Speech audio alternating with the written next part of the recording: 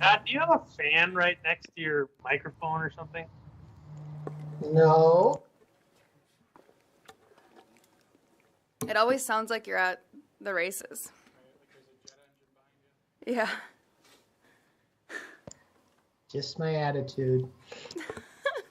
It's just the background sound effect. That should be dun dun dun. Okay, we can proceed. So all right. So as Jeff has stated, this is commission consideration of resolution number 2021-08, amending the zoning map of the city of Watertown for a portion of property legally described as lots 22 through 28, block 3 of Martin's Railway addition from R2A single family attached residential to C3 highway commercial. And you can see here on the map to kind of get an idea of where this is located. It is on the corner of 3rd and 8th. Avenue Southeast there. Here, like in this area, that's McDonald's, and then the Salvation Army property. So it's right in that vicinity where there are 7 lots there currently, and 810 properties. Mike Landsberger is petitioning to rezone that to C3. It meets the comp plan recommendations as well as the minimum size requirements for a C3 lot, which is 20,000 square feet, and this lot has 20,280 square feet. So it's meeting that perfectly, and there is one residential house still on that property, but it'll become legal non-conforming, and I think that he plans on removing that structure when he's ready to develop it commercially. But if that residence goes away, it cannot come back. So with that, I'll open it up for any questions. Mr. Chair? Yes, go ahead. So are you saying the 3 properties combined equal 20,000 square feet? Right. So are they going to be required to replat? Yes. Yep. That will happen at the time when they look for a building permit. All right, thank you. You beat me to my question. With that, I will open the public hearing. So if there's anyone that's here to speak on behalf or against this item, or who's online that wants to speak on this item, please feel free to do so.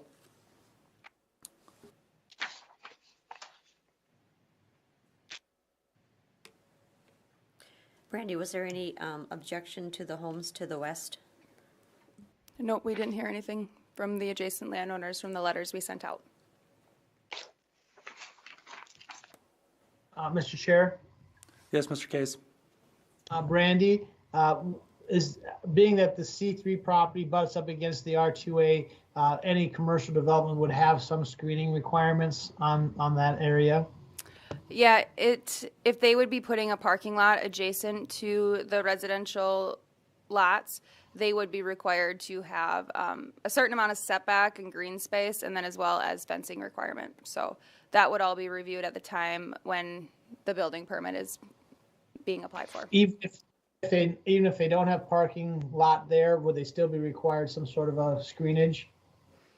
Actually, I think it is I'd have to review that further, and like I said, that would be at the time for the building permit, but there's a greater setback for commercial properties, but I feel like it's just for a parking lot for the screening requirements in the ordinance today.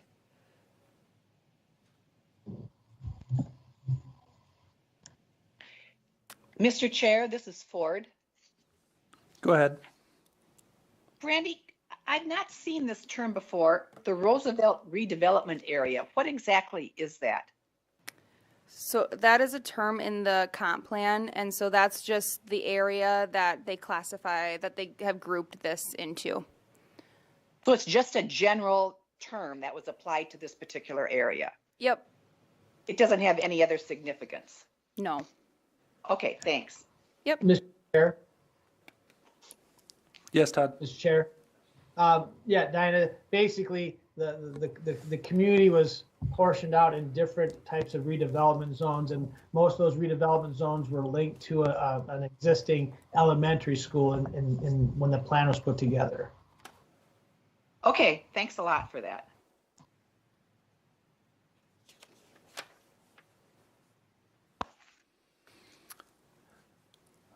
Are there any other questions from the board or anyone from the public that wishes to comment on this?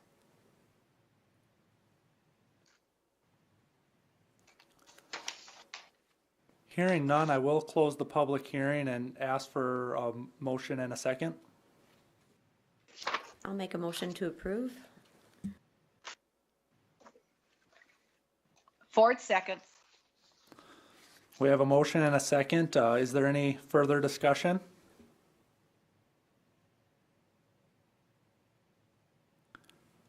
Hearing none, I'll ask for a roll call vote.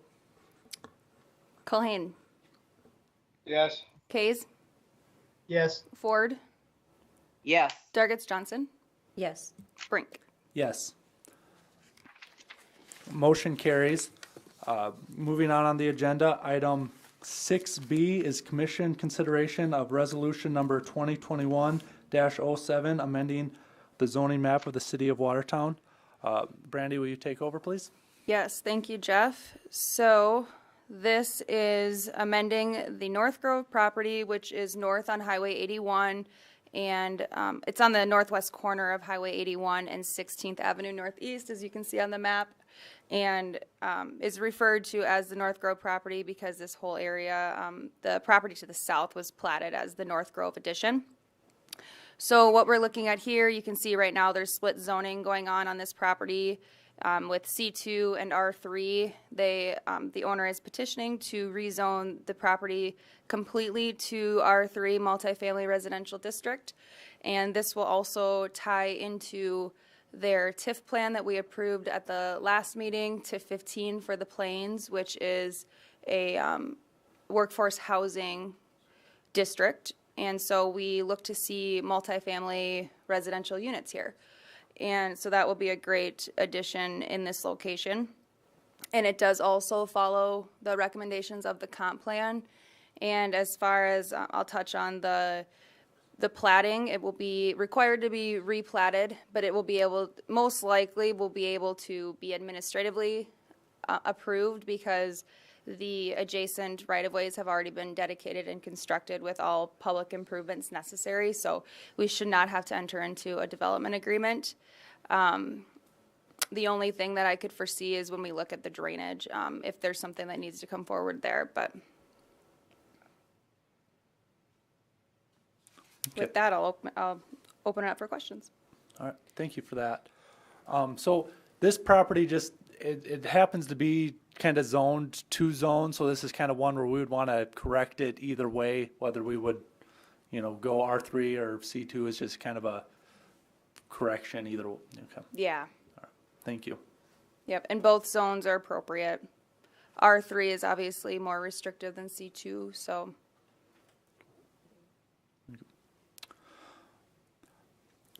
And I will open the public hearing. If there is anyone in the public that wishes to speak on behalf or against this item, please feel free to do so.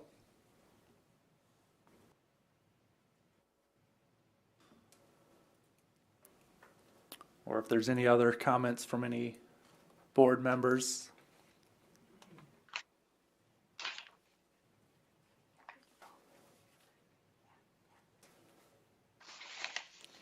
This is Ford. Adding this extra area to the R3, does that change the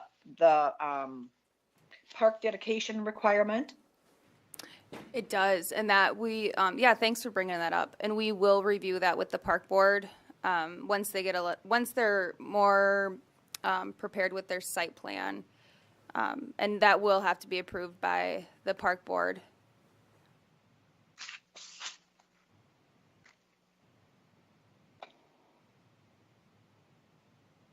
I think that's a good point that Diana brought up. This is Todd. Just because if you're talking 216 apartments that are going to be there, granted, the nice thing is the school is relatively close proximity, but there may be a need to do some on-site, park recreation area.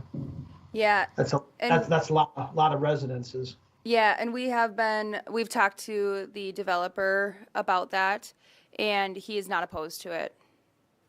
So he'll look at implementing that into his site plan. Brandy, I assume that the land in the brown color there is not annexed into the city as of now? Right. And any idea what that would come in as when it does? What zoning? I would imagine they could go either R3, R2, or R1. R2 would really be a nice buffer there with the single-family residential. So any residential district, really. It would probably be nice to see a buffer with the existing R1. Okay, is that getting landlocked, with those houses being the backside? Is there any concern with that? I mean, the street would just have to go on the east side, I assume, or through there or something? Yeah, they'll have to, it does make it challenging to a certain extent, but they could do like a private street as well. If, say, they wanted to do like a little duplex community or something, they could be creative with it. Otherwise, if they had a cul-de-sac situation where they wanted it to be public right of way, there would be options still that it's not restricting it being developed. Thank you. And Brandy, the land to the north would more likely either be a transition zone, an R3, or some sort of a commercial zone to the north per the plan. Correct. Yeah, it is nice to see, to be able to utilize Highway 81. And then, the further north we get, we do anticipate this is quite a ways out, but we're 26th Ave. We've looked at that as being a collector route in the future. So we would foresee this being developed along Highway 81, adjacent to Highway 81 as commercial, because this could become quite a commercial node in the future, which is probably in the pretty far future, but you never know.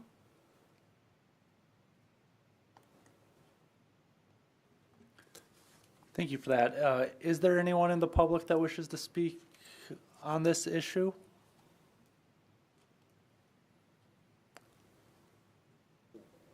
Hearing none, I will close the public hearing and ask for a motion and a second. I'll make a So motion moved. to Cohen. approve. Oh, sorry. I'll second. All right, I have a motion and a second. Is there any further discussion from the board?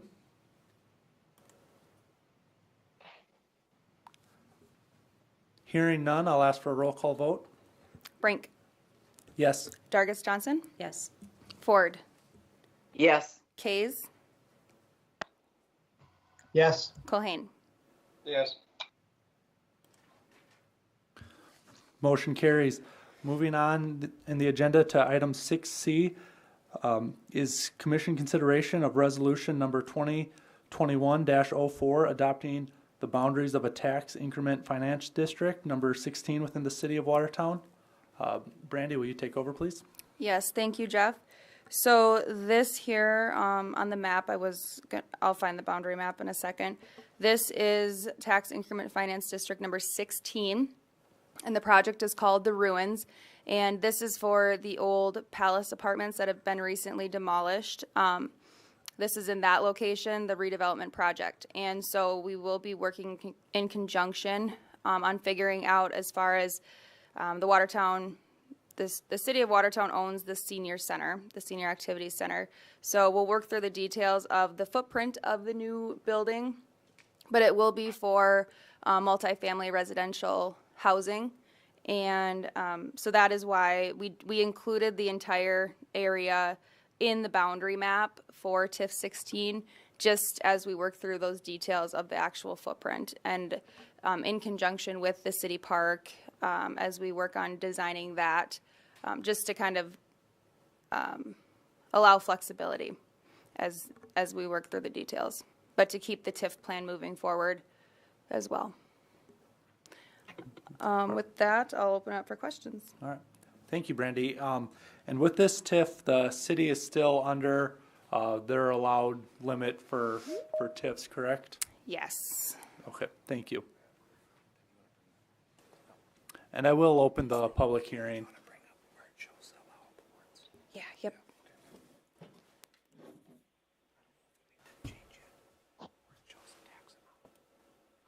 This is Ford, Mr. Chair. Yeah. Yep. Go ahead. I just was curious about a couple of these designs in our packet. There's a crosshatch area. There are two different designs. One's on page 61 and one's on page 48 of our packets. And in the outlined area of the property, it includes that alley to the north. And then it also includes that little tiny strip of land that's part of the alley that's north of the parking lot, 325 East Kemp. Why are those included in this TIF property map? Good question. So what we do with, Chris Shilkin, Watertown Development Company. So what we do with the alleys, one of the next actions I think on the agenda is to vacate the north-south alley between the current, the Palace and the Senior Center. But we include alleys so that infrastructure costs are eligible project cost. And on this one, there's going to have to be some infrastructure that's moved around and run in that north or the east-west alley to the north of the old Palace apartments. So to capture those costs, you would have to take the alley to do that. So that's really the reason to include the alleys in there. Is there's usually work being done because they're getting dug up for footings and then they're fixed when they're done. So if that area, the alley area north of the parking lot at 325 East Kemp is dug up, will alternate arrangements be made for those people to access the parking lot? Yeah, it'd be much like the Lofts project and the alley, Andor had access back there. So, yep, they don't own that alley, so they'd have to, be cognizant of that. So, yep, that would be correct. So does Thank the you. whole alley go back in then when it's done? Go back into, Well, it's repaired. It's Yep, replaced. correct. Open again to Yeah, the public. in the Okay. development agreement, it spells out all that stuff, yes. So in this one, the reason to include it here, and Bert's here from utilities, is that's where the utilities are gonna run. They're gonna go to the east, to the north, and then back to the west, I believe, so to capture that cost. Is that right? Chris, Jesse Craig here. Just to clarify, Chris, too, that alley running east and west was set to be redone, and the city actually delayed the redoing of that alley because of these two projects that are going in. So that was already planned also. That's right, yep. But if I could comment on one thing that Chairman Brink had, can you go to the total tax? We have actually noticed a mistake on our TIF plan for the current taxable value. All of City of Watertown's 1.7 billion, and you're actually allowed 10%, which would be 172 million. So we have been understating how much TIF we'd actually have. I mean, I don't see us ever getting anywhere close to 172 million. So it's been understated by mistake. We've been going at 1%. So that'll be corrected. This sheet of the plan will be corrected for City Council. So just want to make that note for everybody that we have a long ways to go before we would ever hit our cap. So Even if it was 17 million, we're Yeah, still 10 correct. million Yeah. behind that. So Yeah. leaves a lot of room there. Chair, Yes, Commissioner Cohen. question for Mr. Shilkin. What is the reasoning, given your development background, what's the reasoning for that cap, that TIF cap? I think it was probably just a state law that probably prohibits. I mean, I'm just guessing here, but I would imagine the way our taxes are structured, property tax is an important revenue generator for cities and counties. That could be my guess, is just to limit the amount of TIF projects in a certain city based on their taxable value. I just wasn't sure if in North Dakota or something if you'd seen that something similar to that, or if that was just sort of the standard. Right. There was Yeah. something similar to that. I don't know exactly what percentage, but relative. Right. But either way, you're saying we're at less than 1%. Yes.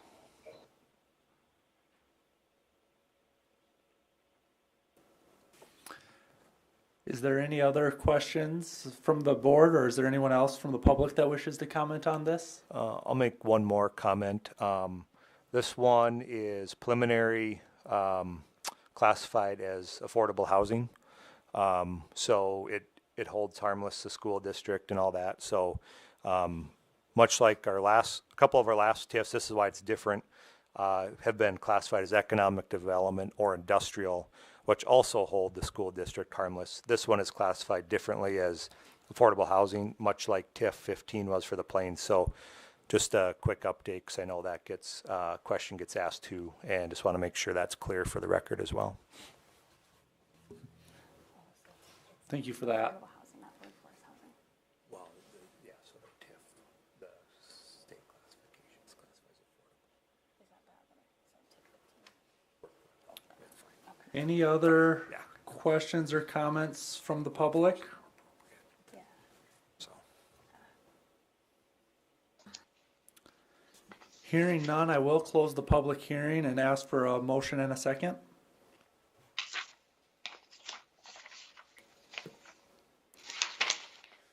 So moved, Colleen. Second. I have a motion and a second. Is there any further discussion?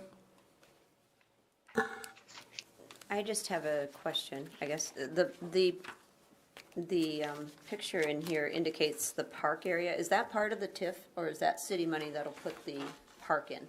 Yeah, so, without knowing the final park design, so what happens is we took the whole area. I'll just reiterate kind of what Brandy said. So we took the whole area because we know that's going to get parceled out later, so it's separate from the project versus the park. But until that happens, you run into some timing issues with TIFs because they have to go to planning and zoning, then they have to go to city council, and they have a 20-day waiting period. So rather than wait for it to get replatted and waiting for the park, we just want to bring it as one. So eventually the plat will be filed where the Ruins project and the old senior center will be broke out separate from park project. So it probably looks like one on, like you're looking where it shows like the park and everything. But there is no benefit. There's no TIF increment, therefore no benefit to the developer at that point because it wouldn't generate any TIF. So. And they did not, and I don't believe they included any improvement costs for the park itself in their TIF value. That's right. The project costs are listed in there as well. So more of a timing issue, and that was pushed by me just because the development company finances these. So we, in order to keep everything rolling, that was a push that I made and a request to just take the whole thing for now so we can keep the ball rolling. Okay. And then this building will have the underground parking as well? That's correct. And this project, you'll most likely see a conditional use will have to come forward because they'll have an apartment house, as a conditional use. As we work, just for, you guys will see this again. So you'll be able to review the details of the structure to grant the conditional use. So you'll be able to look at the parking, access, signage, those things, A through H.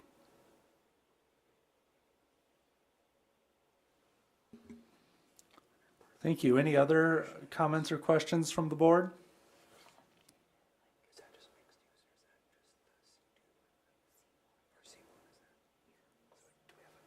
Hearing none, I'll ask for a roll call vote. Yeah. Sounds good. Brink. Yes. Dargis Johnson. Yes. Ford. Yes. Kays. Yes. Culhane. Yes. Motion carries. Thank you. Moving on the agenda to item 6D is commission consideration of resolution number 2021-06, approving the vacation of a 20-foot alley. Brandy, will you take over, please? Yes, thank you, Jeff. So we're actually going to stay in the same location as it was alluded to, that this is a petition requesting or proposing to vacate this alley here. Let me just actually draw a little box. It is in the packet on one of the maps there, but this will be just as easy. So They're proposing to vacate this portion. It's 20 foot, and then it runs 200 feet in length along the properties. So, and also, when alleys are vacated, it is split in half, so it goes, half goes to each adjacent property. But we are, in working with the developer on this project, most likely we'll be utilizing the entire alley for the new structure. And then also for the time being, and as the utilities were brought up, there are quite a few Watertown municipal utilities, and there are private utility companies. I emailed a list, or I emailed it out to a list of the private utility companies, and I did hear back from Vast Broadband and Midco that they do have utilities within that alley. So with this vacation, we will ask to retain a utility easement over the entirety, but knowing that they will be relocating the utilities this summer, I believe, or spring. Then when we come forward with the plat, we will vacate that easement by the function of the plat, once we know that the utilities are relocated. But for the time being, then that gives all the utilities assurances that they still are able to utilize that alley, and then we'll work in conjunction with the developer and Watertown Municipal Utilities in relocating. Otherwise, to the east-west portion of the alley will remain and will be a through alley there. So with that, I'll open it up for questions. All right, thank you, Brandy. So when the alley's vacated, half of it will go to the developer on the east side, and half of it will go to the city. But the city will probably end up selling it to the developer. Is that how that'll work, or? Yeah, it'll all depend. Kind of what we did, similar to Parkside Place. The city didn't have a need for it, so if it can be, yeah, we'll have to work through those details. And we'll have to see kind of what's proposed as far as the building itself. But today, how it is split is half and half. And maybe, Matt, if you can chime in on how we handled that with Parkside Place, because we did it's a very similar situation.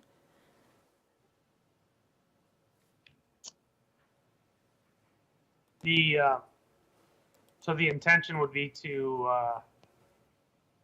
convey, once the vacation is complete, by operation of law, our half would go to, or the half adjacent to the city's property would go to the ownership of the city, but then we would convey back, similar to what we did with Parkside Place, we would convey back our half, and this is of course, an economic development project, so we utilize the WDC. We transfer our half to the WDC, who then facilitates the transfer to the developer to complete the project.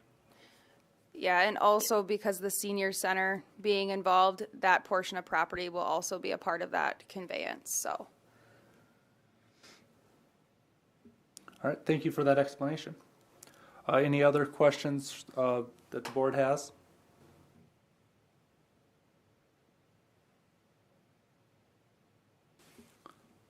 And I will open the public hearing. If there's anyone that wishes to speak on behalf or against this item, please feel free to do so.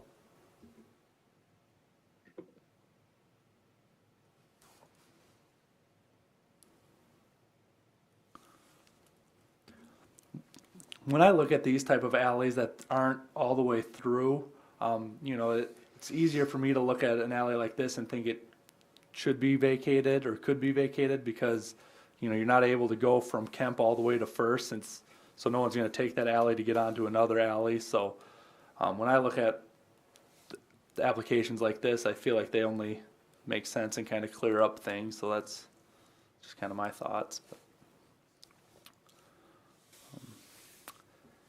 Yeah, especially with downtown and zero setbacks, it makes it, maneuvering around the senior center and whatnot. I mean, it just makes it tight. Exactly. Hearing no comments from the public, I will close the public hearing and ask for a motion and a second. I'll make a motion to approve.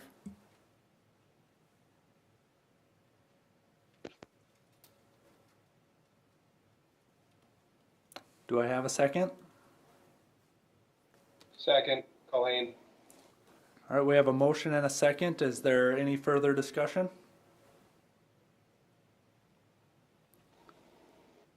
Hearing none, I'll ask for a roll call vote. Colhane, Yes. Kays, Yes. Ford, Yes. Dargits Johnson, Yes. Brink. Yes. Motion is approved. Moving on the agenda, item 6E is commission consideration of resolution 2021-05 approving the plat of Williston Edition. Brandy, will you take over? Yes, thank you, Jeff. And so yes, this is for the plat of Wilson Edition. And as you can see here on the map, it is on the west side of Lake Compesca along 78th Street Southwest. And at first, it kind of sounded like Jeff said Williston. Williston is nearby, but this is Wilson. So just if there was any confusion there. So what you'll see here, it's an existing parcel that they plan to subdivide into 3 lots. There's an existing house and detached garage. And they're going to subdivide it into 3 lots. This actually could be performed or approved administratively because it does meet all of those requirements. The reason why it's before you today is because this northern lot came out of the same parcel, and that was actually administratively platted last year. And so you can't administratively plat lots within the same parcel within 3 years. So you have to wait 3 years before we would be able to administratively plat again. So that's why it is before you. There will be no public improvements. We will include a waiver of right to protest future sidewalk improvements with the building permit issuance. And then with this plat as well, we do have a trunk sewer cost recovery that is implemented for lots that do not have sewer service today. So this is lot 2. They already have service, so they don't have to worry about this charge or this cost recovery fee. But for lot 1 and lot 3, they will, lot 1, it's $1,000 plus $1 per 100 square feet in excess of 15,000 square feet. So this assessment cost, or recovery cost, comes to $1,086.07. And then lot 3 comes to $1,221.23. So that will be collected before we record the plat, but otherwise there is not a need for a development agreement for any public improvements. It is zoned appropriately. It's R1 single family residential, and then this existing lot, there's no setback nonconformities happening from this replat, so they still meet their setback requirements, minimum lot size and in excess and whatnot. So with that, I'll open up for any questions. All right, thank you, Brandy, for that explanation. And good catch on not administratively platting that. That's a small detail in the ordinance that you guys found. With that, I will open the public hearing if there is anyone to comment on this, or if anyone from the board has any questions from Brandy or staff. Chair, Yes. just a quick clarification. Is there a public hearing on plats? Because I get confused every time. There is not. I think it's just a vote, right? Yes, Yep. good catch. You caught me there. So I guess since I opened a public hearing, I'll close it just to make that official. I didn't even catch that you did that. Sorry. Yeah, good catch. This is Ford. I have 2 questions. Go ahead, Diana. What's going to happen to that little 25-foot lake access lot across the street? So that will kind of be, right now it's owned by the Wilsons. And so if kind of depends on how they obviously will not be able to build on it because it doesn't meet minimum lot sizes. They're not platting that strip, but possibly if they create some type of access agreement for those 3 lots, but it seems like that will be a private issue.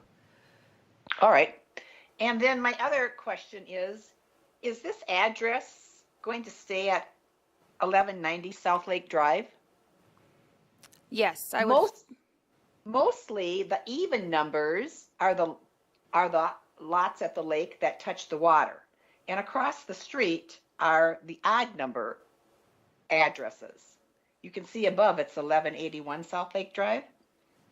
Yeah. I guess we can look at readdressing. Typically, we'll give addresses for the other two lots, and would go with that odd numbering sequence. Because 1190 is existing, I guess we can think about that. It's for us, it's a matter of sending a letter, but for the people that have the home there, it could be a pain. But we'll talk about that. Randy, they have split frontage off of 78th Street. Yeah. So where's the house where's the house face? I'll look here, but we actually do on the plat, we do restrict any future access for lots 1 and 2 that they will get access off of South Lake Drive. We don't want to have that split frontage access going on. I would imagine that house, it looks like it faces northwest. This was the gravel driveway. It should be address off 78th Street. Wouldn't you agree, Chip? Yeah, well, Mr. Chair, this is Fire Marshal Chip Primus. We'll address that situation in the staff meeting, and they will have to be readdressed to a certain extent, and might keep the same number, but they might be addressed off 78th Street. But we'll work with the property owner and see what they prefer, either South Lake or they could do either one.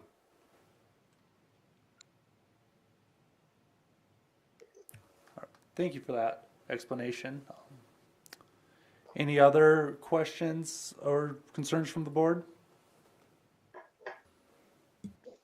I assume, Brandy, that they're plotting that so that house is, the existing house is not going to infringe on setback. Yep, it will be conforming.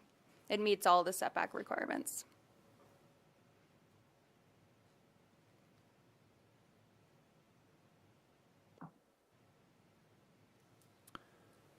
Hearing no other comments, could I get a motion and a second?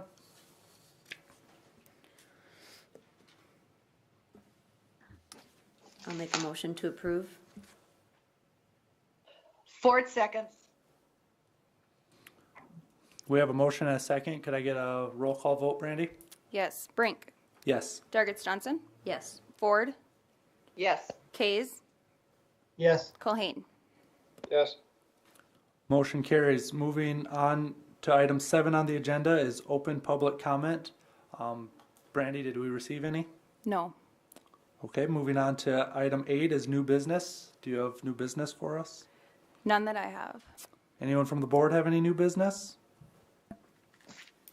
I just wanted to provide a quick update, and I know that we had talked about this in one of our previous meetings to come forth with a list of goals and objectives, including ordinance amendments and things that the commission would like to see staff work on this year. So I just wanted to let everyone know I'm planning to bring that forward at the next meeting. So we're working on it, but we just didn't get it drafted and thoroughly vetted with staff in time for this meeting. So All right.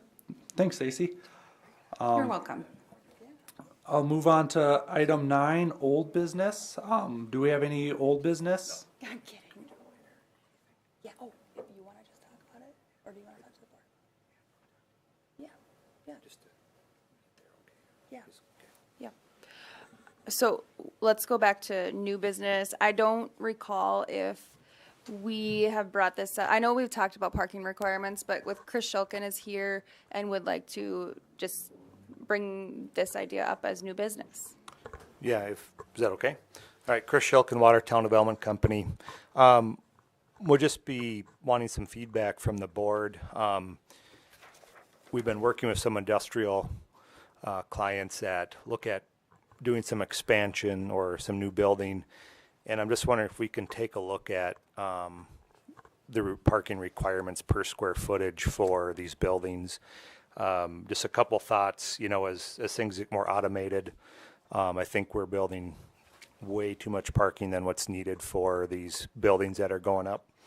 And I also think from a industrial standpoint, if they own their land in industrial park, that I think some of the parking requirements is a business decision on their point, that if I don't see them making a bad business decision by limiting parking. I think they know what their needs are and what their shift hours are for their workers and different things. So we'd just like to see that move forward so that I know in the spring there's going to be some expansions planned.